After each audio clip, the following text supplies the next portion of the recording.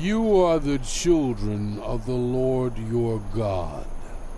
Do not cut yourselves or shave the front of your heads for the dead, for you are a people holy to the Lord your God.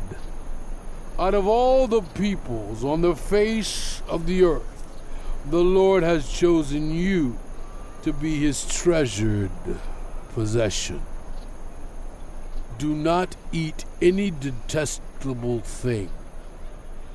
These are the animals you may eat: the ox, the sheep, the goat, the deer, the gazelle, the roe deer,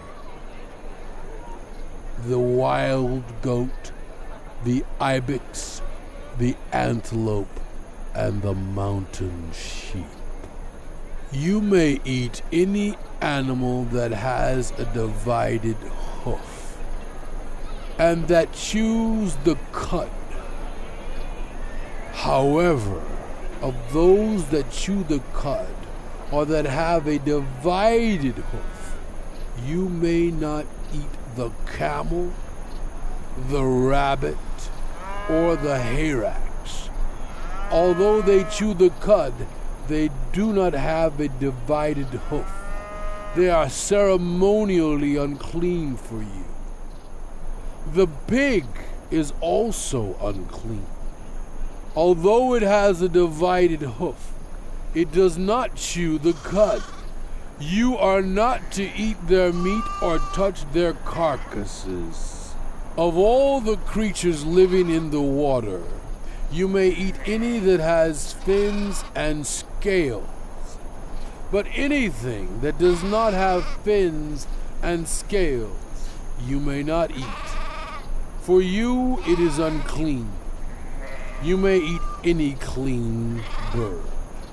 But these you may not eat: the eagle, the vulture, the black vulture, the red kite, the black kite, any kind of falcon, any kind of raven, the horned owl, the screech owl, the gull, any kind of hawk, the little owl, the great owl, the white owl, the desert owl, the osprey, the cormorant, the stork, any kind of heron, the hoopoe, and the bat.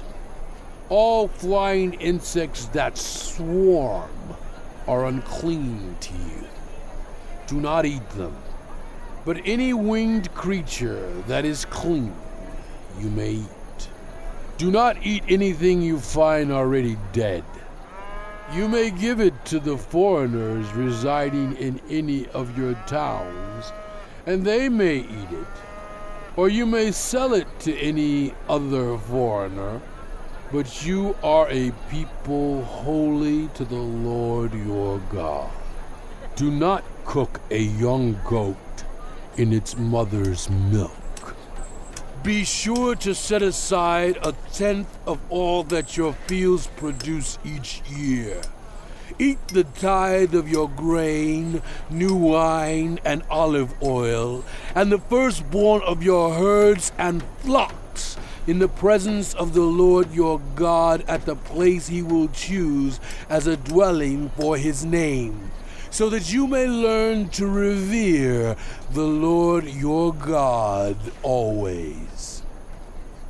But if that place is too distant, and you have been blessed by the Lord your God, and cannot carry your tithe, because the place where the Lord will choose to put his name is so far away, then exchange your tithe for silver, and take the silver with you, and go to the place the Lord your God will choose. Use the silver to buy whatever you like: cattle, sheep, wine, or other fermented drink, or anything you wish. Then you and your household shall eat there in the presence of the Lord your God and rejoice. And do not neglect the Levites living in your towns, for they have no allotment or inheritance of their own. At the end of every 3 years, bring all the tithes of that year's produce and store it in your towns, so that the Levites, who have no allotment or inheritance of their own, and the foreigners, the fatherless, and the widows who live in your towns may come and eat and be satisfied, and so that the Lord your God may bless you in all the work of your hands.